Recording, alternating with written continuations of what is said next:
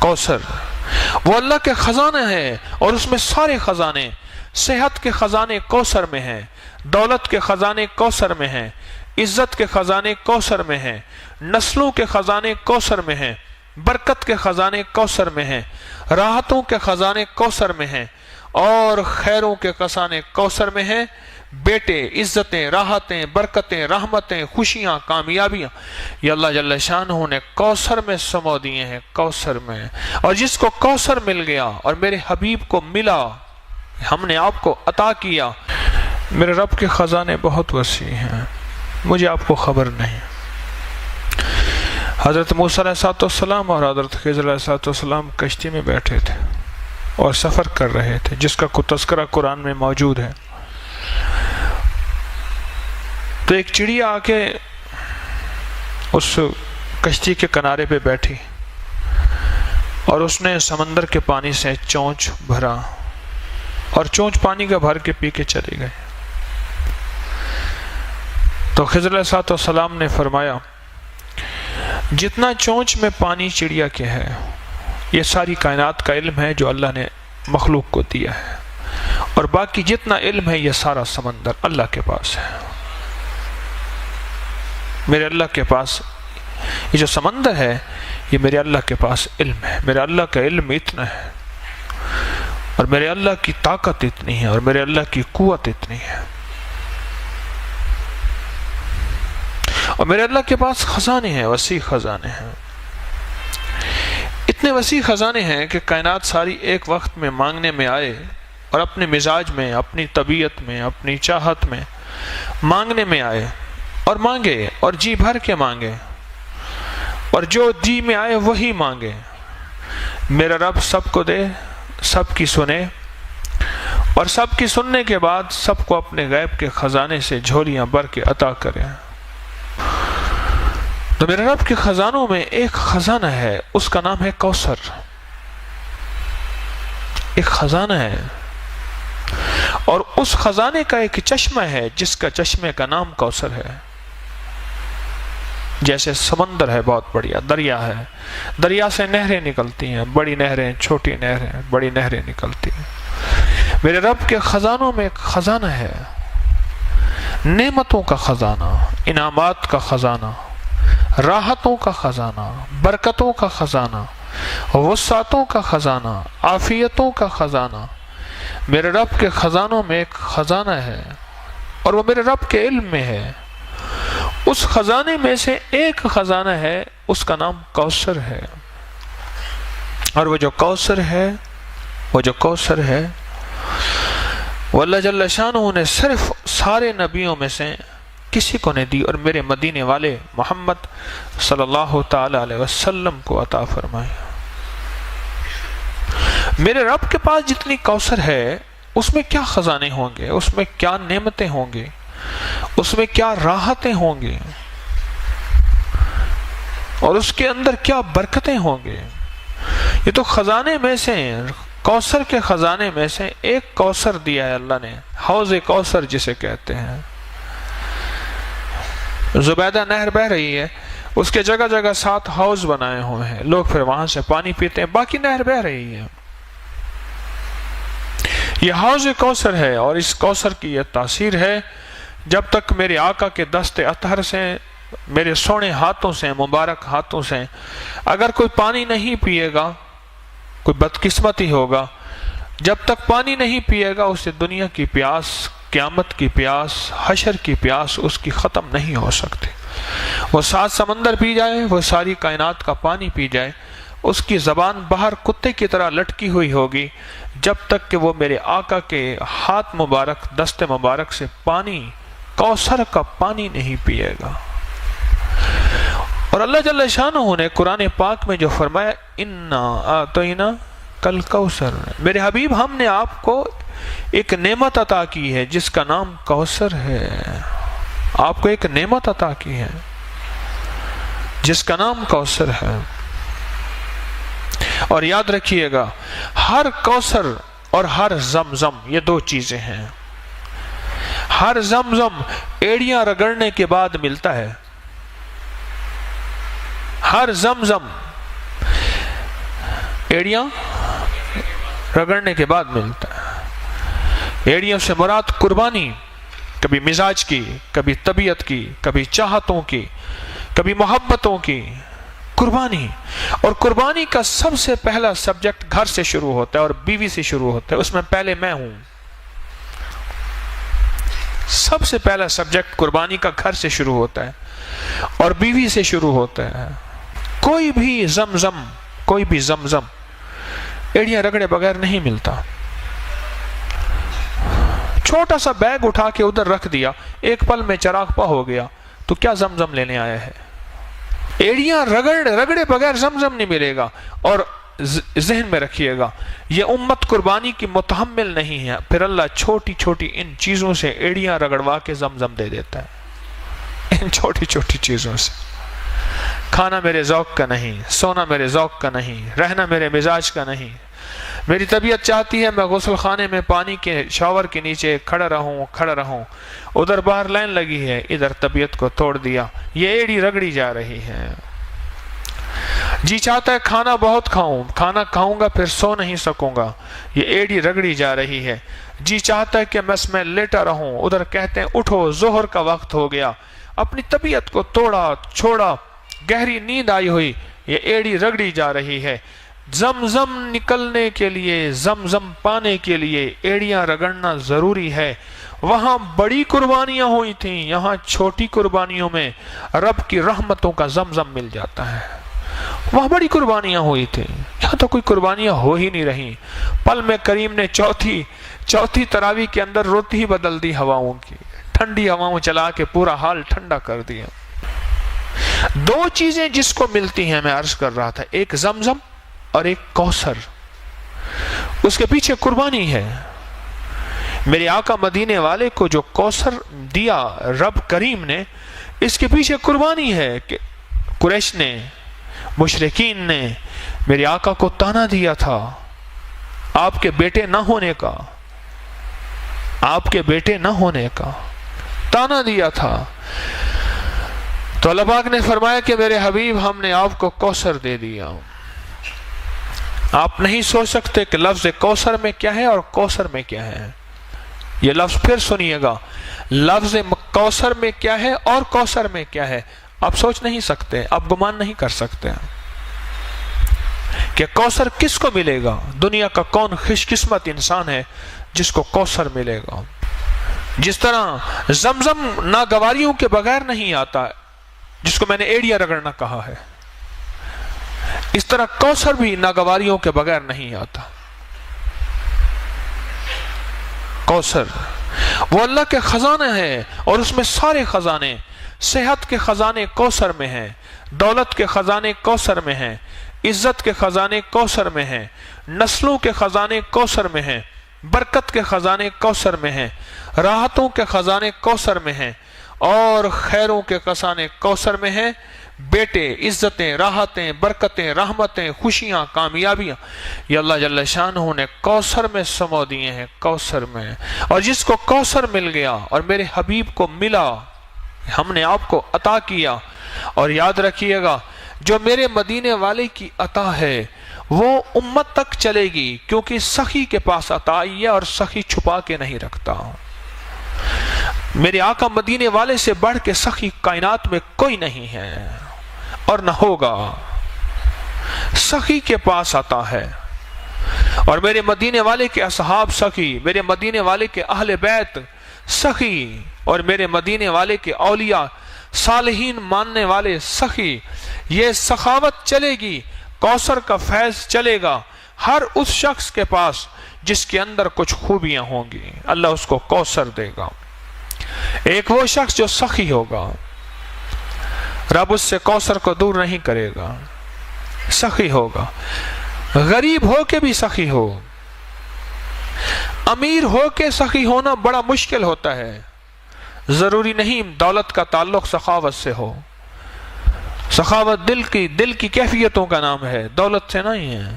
جو غریب ہو کے بھی سخی ہو اس کو کوثر ملے گی، سنتے جائیے گا۔ جو غریب ہو کے بھی سخی ہو اور امیر ہو کے بھی سخی ہو، سخی کو کوثر ملے گا، ایک سخی کو ملے گا۔ اور دوسرا اس شخص کو کوثر ملے گا جس کا تعلق زبان کی مٹھاس کے ساتھ ہوگا. بد مزاج، بد زبان شخص کوثر سے محروم ہو جائے گا. اللہ یہ چیز پہلے مجھے عطا فرمائے، میں اس کا بہت زیادہ محتاج ہوں. بد مزاج، بد زبان شخص کوثر سے محروم ہو جائے گا. گالیاں دینے والا، بات بات پہ اللہ سے مانگا کریں، والا میری زبان سے گالیاں ختم کر دیں. اللہ مجھے جتنا غصہ آئے، اللہ میری زبان سے گالیاں ختم کر دے.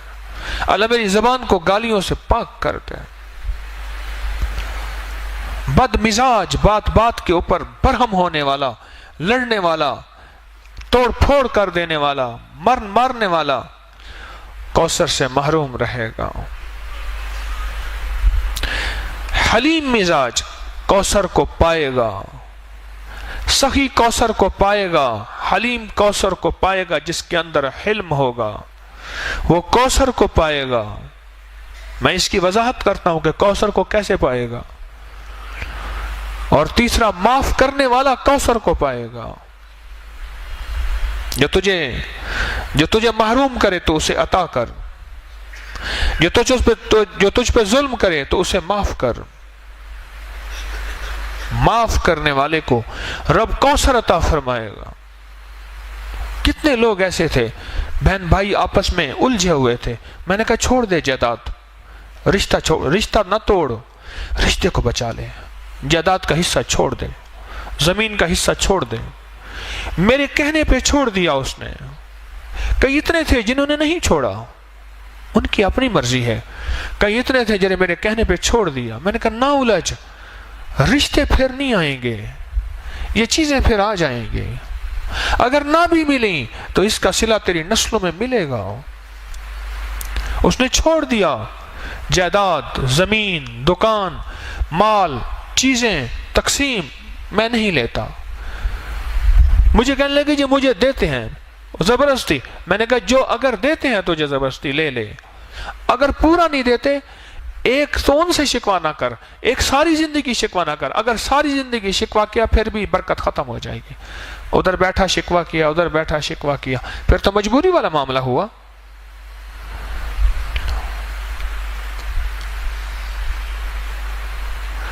کوثر ملتا ہے، کوثر معاف کرنے والے کو کوثر ملتا ہے. کیا عجیب ہے نعمت. معاف کرنے والے کو رب کوثر دیتا ہے،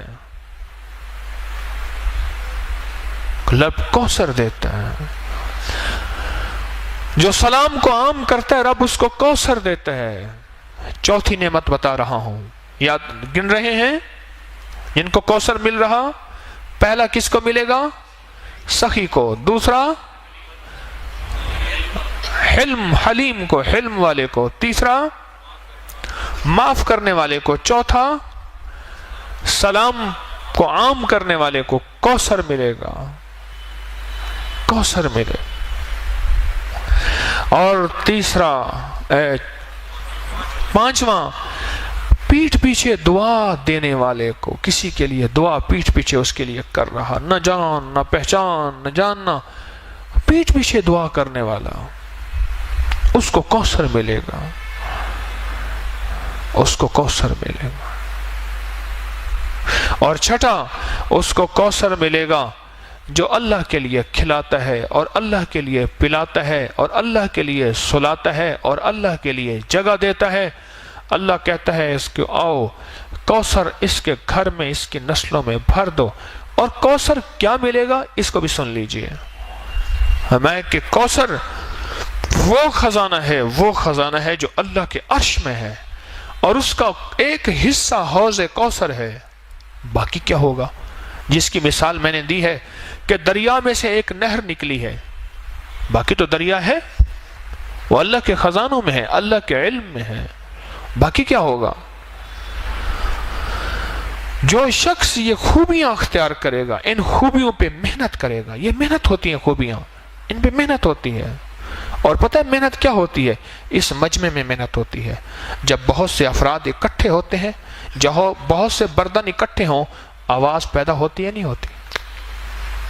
بولے جب بہت برتن اکٹھے ہوں تو آواز پیدا ہوتی ہے.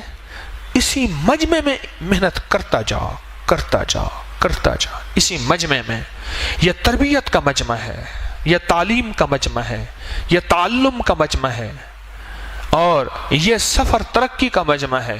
اس پہ اپنے اوپر محنت کرتا جا کرتا جا کرتا جا کرتا جا. جب یہ محنت کرتا چلا جائے گا اور ٹکراؤ کے باوجود بھی بچتا جائے گا، معاف کرتا جائے گا، درگزر کرتا جائے گا، لوگوں کو جگہ دیتا جائے گا، سخاوت کرتا جائے گا.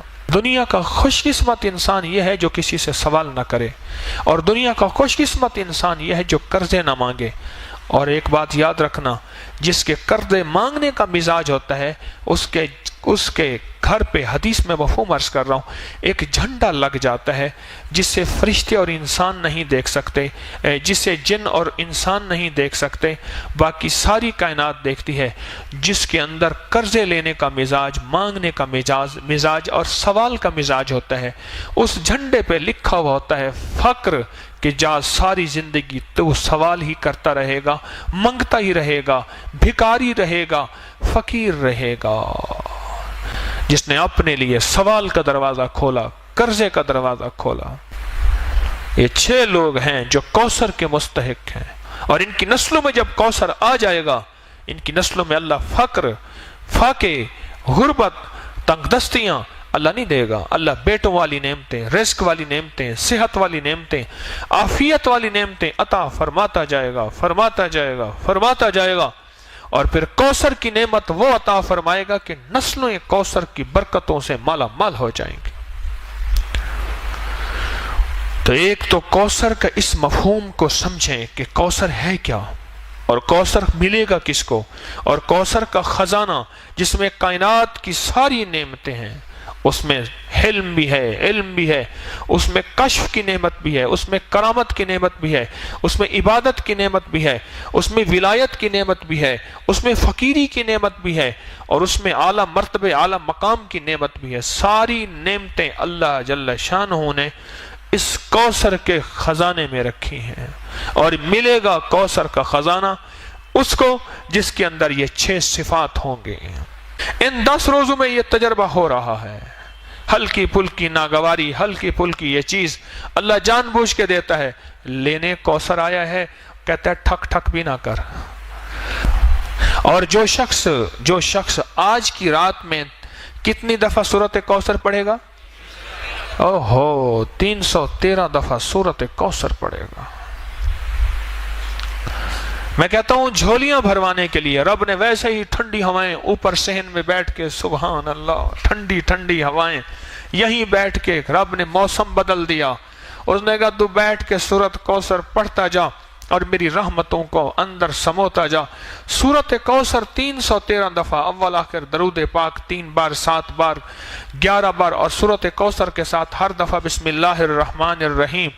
یہ تو رزق کے خزانے اور برکتوں کے خزانے اور کبھی ختم نہ ہونے والی تھیلی اور جھولی، اس کے لیے آخری عمل ہے. ابھی پڑھ لے، تہجد سے پہلے پڑھ لے، بہرحال صبح سے پہلے پڑھ لے. اس عمل کو انوکھا عمل ہے 313 کا، اور یہ آج کی رات کا عمل ہے. آج یہ عمل کر لیں.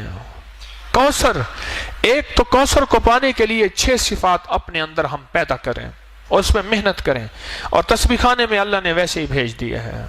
تسبیح خانے میں اللہ نے ویسے بھیج دیا، اور تسبیح خانے میں بھیج کیا اپنے اوپر محنت کریں. اور بعض اوقات یہ 6 صفات کے اندر کی ناگواریاں آئیں گی. ان ناگواریوں کو اللہ کے لیے برداشت کرتا جا کرتا جا کرتا جا.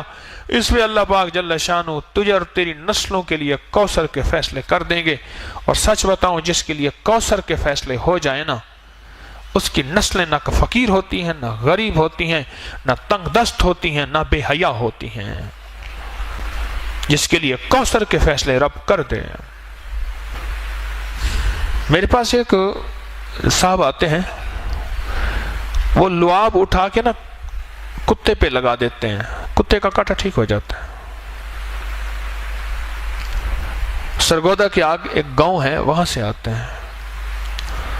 بڑے عاشق ہیں، دیوانے ہیں، آل رسول ہیں، بالکل غریب سفید پوش آدمی ہیں، بالکل غریب. سفید پوش آدمی ہے. مجھے کہنے لگے آج تک ہمارے گھر میں ضرورت پوری نہ ہوئی ہو مجھے یاد نہیں ہے. دولت ہے نہیں، اللہ کھلاتا بھی ہے، پلاتا بھی ہے، سلاتا بھی ہے. رب نے عزت بھی دی ہے، عبادت بھی دی ہے، تسبیح دی ہے، اعمال بھی دیا ہے. اور رب نے ہمارے لعاب میں یہ تاثیر رکھی ہے کہ سانپ کا کاٹا ہے، بھیڑ کا کاٹا ہے، بچھو کا کاٹا ہے، کتے کا کاٹا ہے، شیر کا کاٹا ہے، کاٹے کے اوپر لعاب لگا دیں وہ ٹھیک ہو جاتے ہیں اسی وقت. اور مجھے کہنے لگے وہ صاحب کہنے لگے کہ ہمارے بڑوں نے سنا ہے کہ کوئی سورت کوثر کا عمل کیا تھا. بڑوں نے، ہم نے نہیں کیا. ذرا غور سے لفظ سنیے گا. ہمارے بڑوں نے سنا ہے کیا کیا تھا، کوئی سورت کوثر کا عمل کیا تھا، اس کی تاثیر چلی آ رہی ہے. اب وہ بڑوں میں کوئی پہلی نسل ہے، تیسری نسل ہے، پانچویں نسل ہے، ساتویں نسل ہے، اب یہ خبر نہیں، پر ہمارے بڑوں نے کوئی سورت کوثر کا عمل کیا تھا، اس کی تاثیر چلی آ رہی ہے اور ہماری نسلوں میں اس کی تاثیر ہے. ہماری نسلوں میں اللہ ساری ہماری ضرورتیں عزت کے ساتھ پوری کر رہا ہے اور ہمارے لعاب میں یہ تاثیر ہے، ہمارے بچے کے لعاب میں بھی یہ تاثیر ہے. کہ اللہ کے بعض اوقات گھر میں میں نہیں ہوتا تو میرا بچہ ہوتا ہے، وہ کہتے ہیں بیٹا یہاں تھوک دے، کہ ہمارا بچہ تھوک دیتا ہے، وہ تھوک مال دیتے ہیں، ان کا مسئلہ حل ہو جاتا ہے. ہمارے تو بچے کے تھوک میں یہ تاثیر ہے. کتنے خوش قسمت ہیں، تسبیح خانے میں آ کے آپ سوغاتیں، دولتیں اور نعمتیں سمیٹ رہے ہیں. آپ کتنے خوش قسمت ہیں. مجھے ایک بندہ کہنے لگا کہ میں نے کوئی پاکستان میں ایسی جگہ نہیں جہاں رمضان گزارنے کے چند دن نہ گزارے ہوں. کہنے لگے تسبیح خانے میں جب سے میں آیا ہوں اب یہاں سے جانے کو مجھے دل نہیں چاہتا، یہاں دل ایسا لگا. کہا کہ کھانے وہاں بہترین، ایئر کنڈیشن وہاں بہترین، مجھے نام بتائے نام نہیں لیتا، لیکن یہاں جو زندگی کا نظام آپ دے رہے ہیں یہ اور کہیں نہیں ہے. دن رات جھولیاں بھر رہے، دن رات سعادتیں مل رہی، دن رات عبادتیں مل رہی، دن رات راحتیں مل رہی، اور دن رات مدینے والے کا فیض، عشق اور محبتیں، آل و اصحاب کی نعمتیں یہ دن رات مل رہی. یہ میں نہیں کہتا کہیں نہیں ہوں گی لیکن بہت کم ہیں. تبھی سورت کوثر آج اس کا موقع ہے. ایک تو ہم نے 6 صفات اپنے اندر پیدا کر کے ان 6 چیزوں سے ہٹ کے بچ کے اپنے لیے سورت کوثر، اپنے لیے کوثر کے فیصلے کروانے ہیں اور سورت کوثر آج پڑھنی ہے، اور اس تصور کے ساتھ کہ مولا اس کے اندر جو خزانے ہیں رزق کے، عزت کے، وسعت کے، برکت کے، راحت کے، صحت کے، خوشیوں کے، کامیابیوں کے، مولا ان خزانوں سے ہمیں بھی مستفید فرما دے. میرا اور میری نسلوں کا تصور کر لیں گے کہ آپ کی مہربانی ہوگی. سورت کوثر یہ نعمت ہے اور یہ خاص تحفہ ہے. عجیب، قرآن پاک کی سب سے چھوٹی سورت ہے اور قرآن پاک کی سب سے بڑی سورت سورت بقرہ ہے اور سب سے چھوٹی سورت سورت کوثر ہے. اللہ پاک کوثر جس کو دے دے، خزانے وسعت کے، عافیت اور برکت کے، دنیا کا خوش قسمت انسان ہے. وہ دنیا کا خوش قسمت انسان ہے اور اس کو دنیا بھی مل جاتی ہے، اس کو آخرت بھی مل جاتی ہے، اس کو خیر بھی مل جاتی ہے، اس کو برکت بھی مل جاتی ہے. پہلا عشرہ گیا، دوسرا عشرہ شروع ہوا اور دوسرا عشرہ شروع ہوتے ہی جو رحمتیں موجوں پہ آتی جائیں گی اور جو ہم سنبھلتے جائیں اور جو ہم سنبھلتے جائیں، اپنے آپ کو سنبھالتے جائیں. کیوں؟ پہلے عشرے میں غور سے سنیے گا، دولت مند اور مالدار ہو گئے ہیں. اب یہ شیطان لوٹنے کی کوشش کرے گا، کبھی مزاج کی تنگی سے، کبھی طبیعت کی تنگی سے، کبھی کہے گا میرا روزہ لگ رہا، ہٹ جا ہٹ جا ہٹ جا، میرا روزہ مجھے لگا ہوا ہے.